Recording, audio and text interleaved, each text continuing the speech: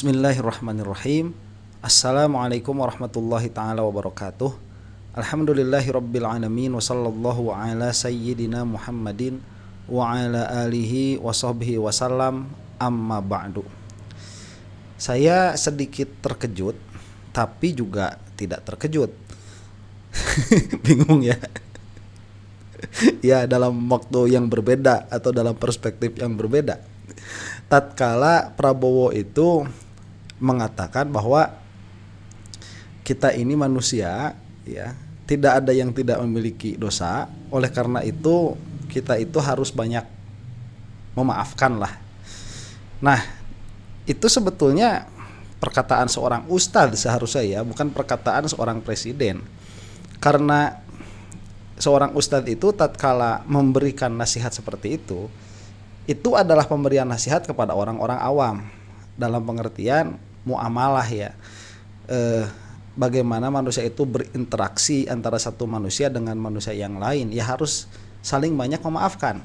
Meskipun itu adalah permasalahan adami, hubungan antara manusia dengan manusia yang lain. Tetapi yang mengatakan di sini adalah Pak Prabowo, yang mana sebelum pidato ini beliau itu berteriak dengan sangat lantang, ya, hidup Jokowi. Nah itu maaf kalau bikin kaget sedikit. Itu sebelumnya tuh. Kemudian, ya, Pak Jokowi ini juga banyak sekali orang yang menggugat. Banyaklah permasalahannya. Bukan hanya saya, kan, profesional, kemudian orang-orang yang pernah bekerja sama dengan Jokowi di dalam pemerintahannya, itu banyak sekali yang menggugat kebijakan-kebijakan Jokowi. Nah, yang mana sampai saat ini, ya, tidak ada aparatur negara yang berani untuk mengusik hal itu secara lebih dalam. Nah, sehingga saya menjadi ada kesimpulan bahwa Pak Prabowo ini tahu Jokowi itu banyak salah. Bahkan mungkin bukan hanya Pak Jokowi, di belakangnya juga kan ada, kalau secara umum kita menariknya begitu, ya, ada Pak SBY, kemudian di belakangnya juga ada Bu Megawati, presiden yang masih hidup sampai sekarang itu, ya, mantan presiden. Mungkin itu juga yang dituju, dan kalau dikorek-korek memang betul apa yang dikatakan oleh Pak Prabowo ini, besar kemungkinannya mereka itu ada kesalahannya. Nah, cuman ini kan sebagai apa, ya, upaya untuk amnesti, kan, pemaafan tuh, yang biasanya amnesti pajak itu kan masyarakat yang seharusnya bayar pajak mobil misalkan 3 tahun tidak bayar, tapi cukup bayar sekali tanpa denda tanpa apa, itu sudah dianggap yang sebelumnya udahlah nggak apa-apa begitu. Nah, ini berhak saja negara seperti itu karena yang dituntut adalah masyarakat dan yang punya hak itu adalah negara. Jadi negara itu berhak untuk melepaskan haknya itu, karena sang empunya hak itu bisa melepaskan haknya. Beda halnya dengan masyarakat. Lah, masyarakat itu apalagi di hadapan hukum, ya, ini harus ditegakkan hukumnya tatkala terjadi kesalahan. Jadi bukan hanya mengatakan rekonsiliasi, ya, atau bahkan bukan hanya rekonsiliasi tetapi amnesti terhadap pejabat-pejabat yang sudah ada, yang mana kalau misalkan, ya, mereka itu tidak menyengsarakan rakyat, itu mungkin akan bisa lebih saya pribadi terima begitu. Tapi dalam keadaan seperti ini adalah suatu gestur yang menyedihkan saya lihat, ya. Ini supaya kita ada konteks, kita akan saksikan saja pidatonya Pak Prabowo, yang mana nanti akan ada sedikit ulasan, ya, terhadap sikapnya Pak Prabowo ini, karena ini bukan slip of the tongue, ya, bukan kesalahan berbicara, ini juga bukan hanya dalam satu narasi, tapi memang sikapnya Pak Prabowo saya rasa memang seperti ini, ingin memberikan amnesti supaya masyarakat itu jangan ribut lah tentang permasalahan-permasalahan yang sudah dibikin oleh Jokowi atau selainnya begitu. Itu nanti akan ada ulasannya dari Pak Said Didu, insya Allah kalau cukup waktunya. Kita saksikan saja dulu ini pidatonya Pak Prabowo beberapa waktu yang lalu. Saya ingin selalu mengajak, apapun perbedaan kita, apapun mungkin dosa-dosa kita di masa lalu, karena kita manusia pasti penuh dosa. pasti ada kesalahan. Tapi Ya. Kita itu, Pak Prabowo ini sedang ngomongin kita itu siapa saja di belakangnya ya. Karena tadi saya melihat ini sebagai presiden, kita itu di belakangnya ya mantan-mantan presiden. sekarang kita harus bekerja sama. Kita harus kompak. Kita harus bahu membahu. Yang kuat tarik yang lemah. Oh. Yang lemah berhimpun kerjasama, bersaing baik, tapi begitu pertandingan selesai bersatu. Ya kan, ini upaya untuk bukan sekedar rekonsiliasi tetapi amnesti. Apakah begini gambaran negara yang mengatakan sebagai negara hukum di Indonesia itu ya? Dan bagaimana Pak Prabowo itu sering sekali mengatakan akan saya akan saya berantas koruptor-koruptor itu. Kok malah seperti ini? Ada yang mengatakan kalau bersatu itu tidak demokratis.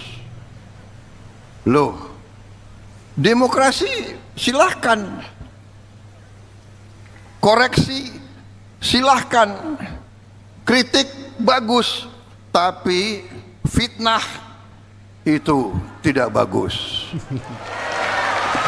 Nah itu betul ya. Cuman pada akhirnya nanti harus ada pembuktian mana yang fitnah, mana yang stating the fact, hanya mengucapkan kenyataan, dan mana yang difitnah. Itu harus jelas pada akhirnya. Nah di sini nanti yang berlaku apa? Ya yang berlaku ruang publik. Salah satunya kalau ada yang merasa dirugikan, hukum nanti yang berlaku diantaranya. Begitu. Jadi tidak hanya mengatakan fitnah jelek, ya, tapi harus jelas dulu siapa yang memfitnah itu. Begitu. Semua agama tidak mengizinkan fitnah. Saya yakin di agama Kristen demikian juga. Thou shall not lie. Kebohongan itu tidak baik. Apalagi kebohongan yang menimbulkan kecurigaan. Kebohongan yang menimbulkan perpecahan. Sebentar, itu tadi frasa apa, thou shall not lie, itu apa Bible apa atau bukan ya? Tolong komen di bawah kalau ada yang tahu ya, atau cari di Google tuh apakah itu dari Bible atau bukan. Kebohongan yang menimbulkan kebencian ini bisa merusak kita semua. Jadi saudara-saudara, kalau di agama Islam ada itu ajarannya. Fitnah itu lebih kejam dari pembunuhan. Bayangkan.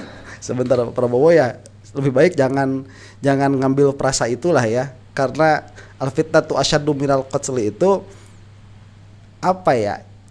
Itu ada cara memahaminya. Jadi tidak fitnah lebih kejam dari pembunuhan, nggak seperti itu. Dan ini bukan ruangnya saya untuk menjelaskan itu. Ya, cuman itu urusannya dengan diusirnya Rasulullah SAW dari kampung halamannya sendiri, dari Mekah. Itu sebetulnya urusannya. Tidak seperti yang banyak sekali diambil oleh orang-orang. Nah, ini saya rasa Pak Prabowo janganlah masuk ke sana ya. Sama tuh nanti juga ada Roy Suryo udah mulai ngomong di masjid tuh. Pakai peci ya, kemudian di sini ada serban begitu di masjid ngomongin tentang Jokowi. Duh, saya agak nggak suka itu ya. Kalau ada yang mau videonya apakah itu layak untuk saya bahas atau tidak, tolong tuliskan lagi di kolom komentar. Saya rasa janganlah ya masuk ke dalam ranah-ranah seperti itu. Jadi yang kita harus waspadai sekarang, kalau kritik malah kita harus bersyukur. Kalau saya dikoreksi, saya menganggap bahwa saya dibantu, saya diamankan. Kadang-kadang kita tidak suka dikritik, kita tidak suka dikoreksi, tapi sesungguhnya itu mengamankan. Iya kan? Contoh paling sederhana, kadang-kadang kita lupa ada kancing yang tidak terpasang, kemudian anak buah kita lari, "Pak, seragam bapak, Pak, bapak kancingnya, loh ini anak buah kok berani koreksi, tapi dia koreksi untuk mengamankan saya. Bayangkan presiden muncul kancingnya tidak. Iya kan? Jadi kadang-kadang saya dongkol juga sama ajudan saya, cerewet banget nih, tapi dia menjaga saya, dia menjaga saya. Ya itu kalau kancing Pak ya. Kalau di sini ada bekas sambal itu harus dilap tuh, harus disusut begitu ya kalau kata orang Sunda itu. Itu kalau kritiknya tentang sambal. Kalau kritiknya nanti Pak itu ada apa namanya barang orang ke bawah tuh, baik sengaja atau tidak sengaja, harusnya dikembalikan. Nah itu kritik itu nanti jenisnya macam-macam ya, macam-macam jenisnya kritik itu. Jadi bukan hanya sekedar kancing yang tidak membahayakan orang lain. Nah biasanya itu kritik-kritik terhadap pemerintah yang sifatnya memang mereka itu biasakan membahayakan orang lain, mereka tutup telinga tuh, nggak mau biasanya. Mudah-mudahan Pak Prabowo tidak seperti itu. Berapa kali saya diselamatkan, iya kan? Ini cerita waktu saya masih aktif ya. Saya keluar dari ruangan mau ambil apel, nggak tahu saya sibuk atau apa, saya lupa pakai tanda pangkat. Lari anak buah saya, Pak, jangan keluar Pak, tanda pangkat Bapak tidak lengkap. Oh iya. Jadi apa? Dia mengamankan saya. Kritik, koreksi adalah menyelamatkan. Ya seharusnya begitu ya. Harusnya memang begitu idealnya.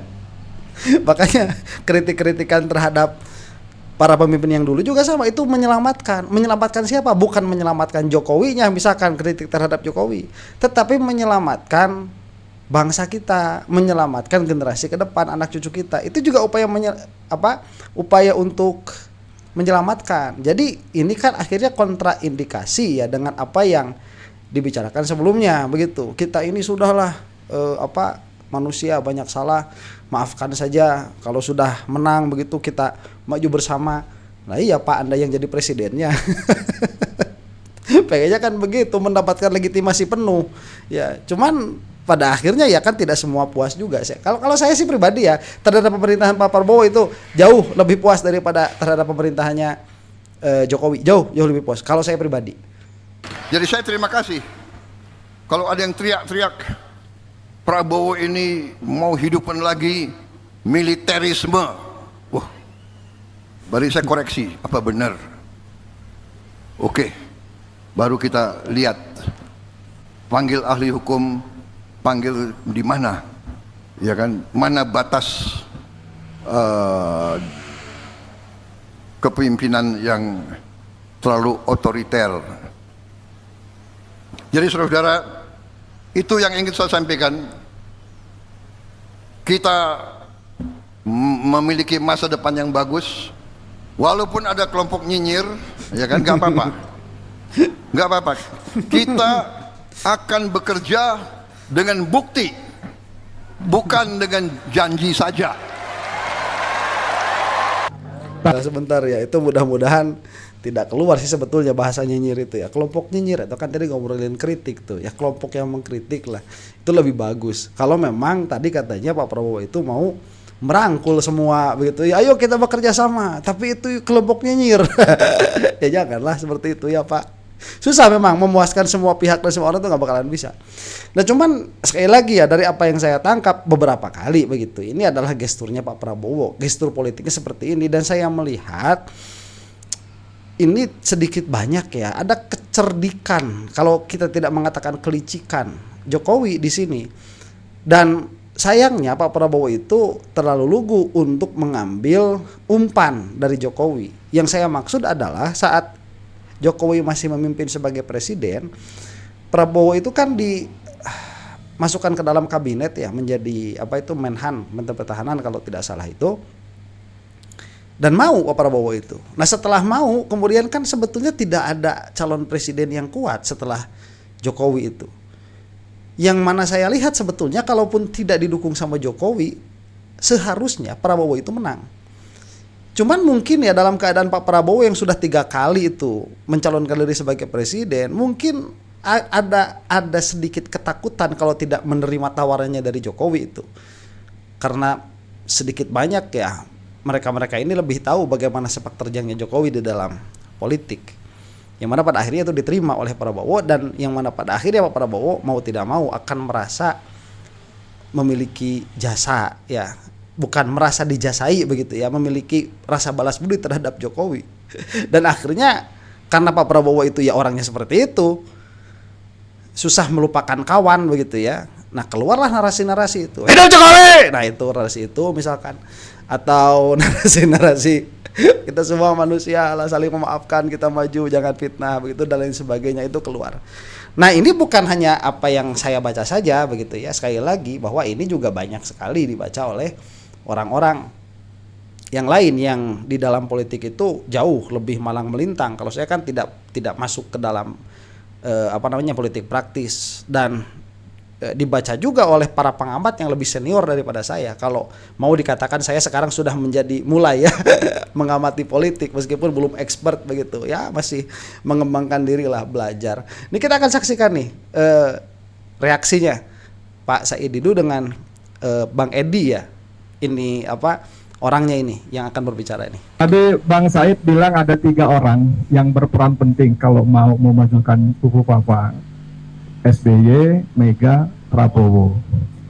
Bang Said, ini ada orang habis gajian, kerja bulanan gajian, lewat depan UKI malam-malam. Dirampok, Mas. Dirampok, habis duitnya, lalu rampoknya ngasih 25.000 nih buat ongkos pulang.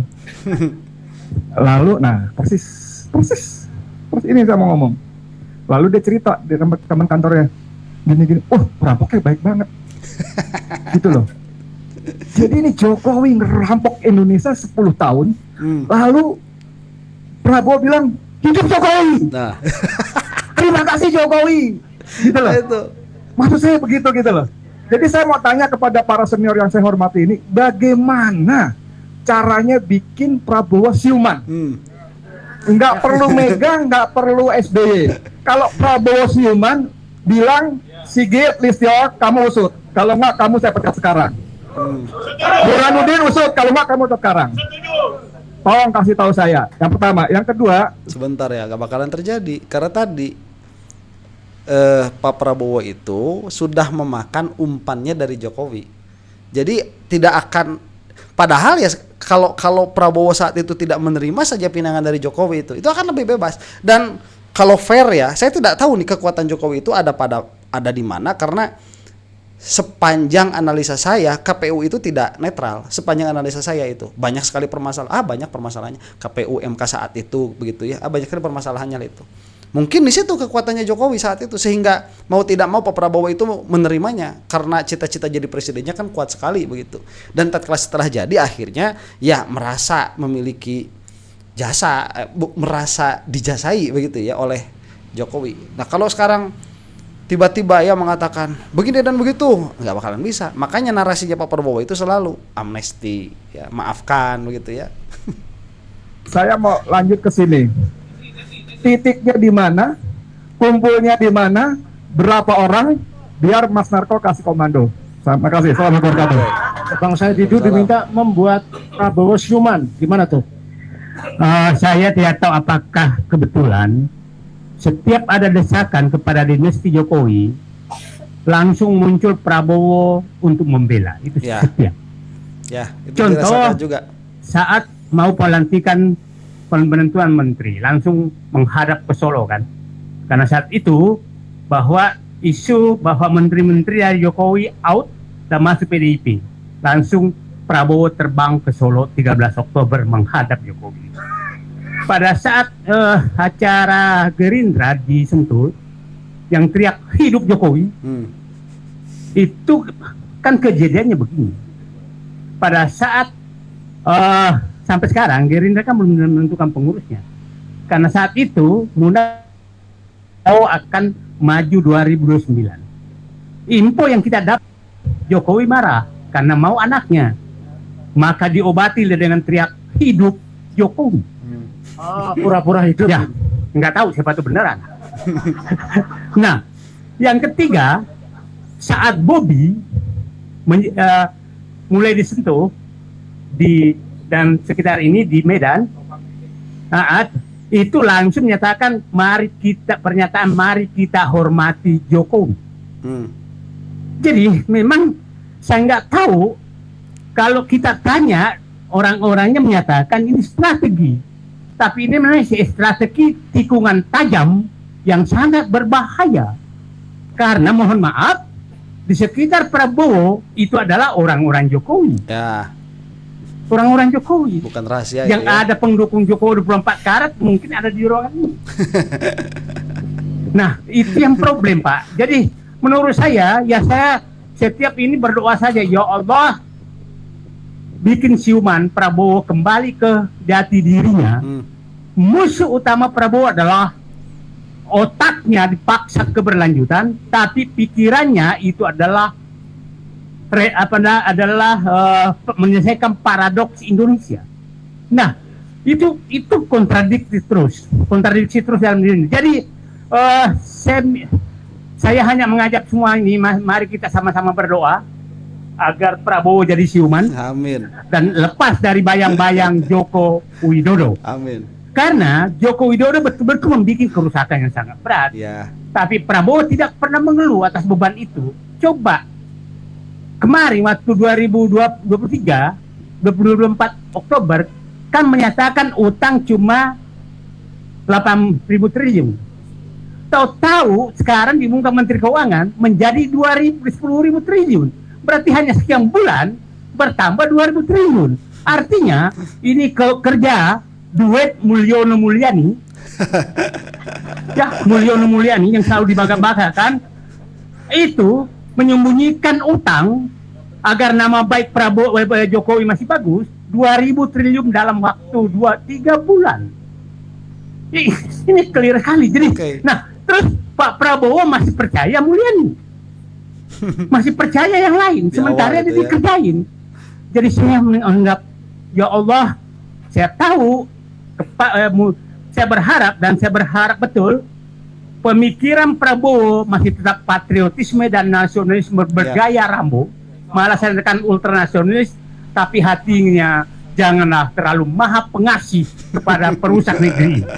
Karena saya menyatakan Pak Prabowo sekarang walaupun pidatonya, mulutnya menyatakan berantas korupsi, ambil aset negara, tapi terlalu maha pengasih kepada para perampok.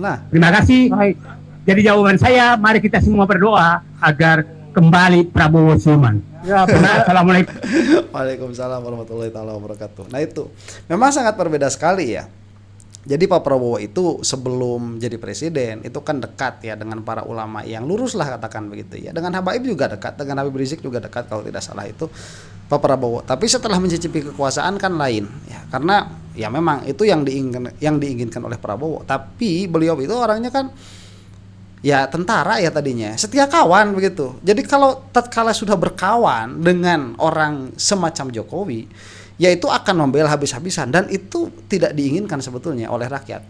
Makanya banyak juga orang-orang yang tadinya itu mendukung Prabowo ya saat sebelum berkoalisi dengan Jokowi itu, tapi tatkala masuk bersanding atau bergandengan tangan dengan Gibran, itu kan banyak yang tidak jadi memilih juga, tapi yang memilih juga banyak. Ala kulihal, ini adalah jawaban yang bagus mungkinnya dari Pak Said Didu. Jadi kalau kita doakan Pak Prabowo-nya, kita doakan, karena bagaimanapun beliau itu adalah pemimpin bangsa Indonesia yang mana kita itu ada di dalamnya.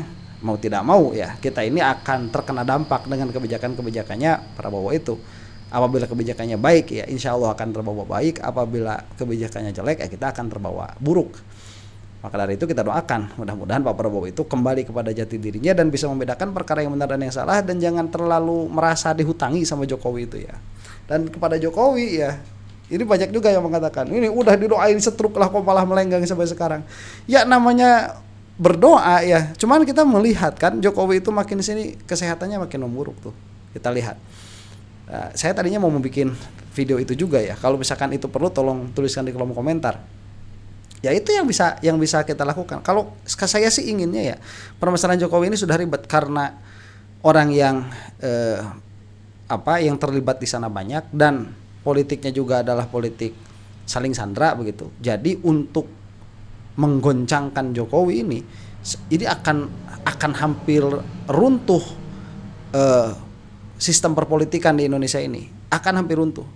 Tapi sebagaimana adagium kan, hukum itu harus ditegakkan meskipun langit runtuh. Ya apalagi kalau cuman Jokowi runtuh, itu harus ditegakkan memang hukum itu. Ya cuman ala kulihal, kalau saya mendoakan ya mudah-mudahan Jokowi itu tidak sampai 2029 lah hidupnya itu, ya karena kalau begitu akan sulit secara adat perpolitikan kita akan sulit. Demikian saja, mudah-mudahan kita semua ada dalam maghfirah Allah Subhanahu wa taala. Wallahu taala a'lam bissawab. Assalamualaikum warahmatullahi taala wabarakatuh.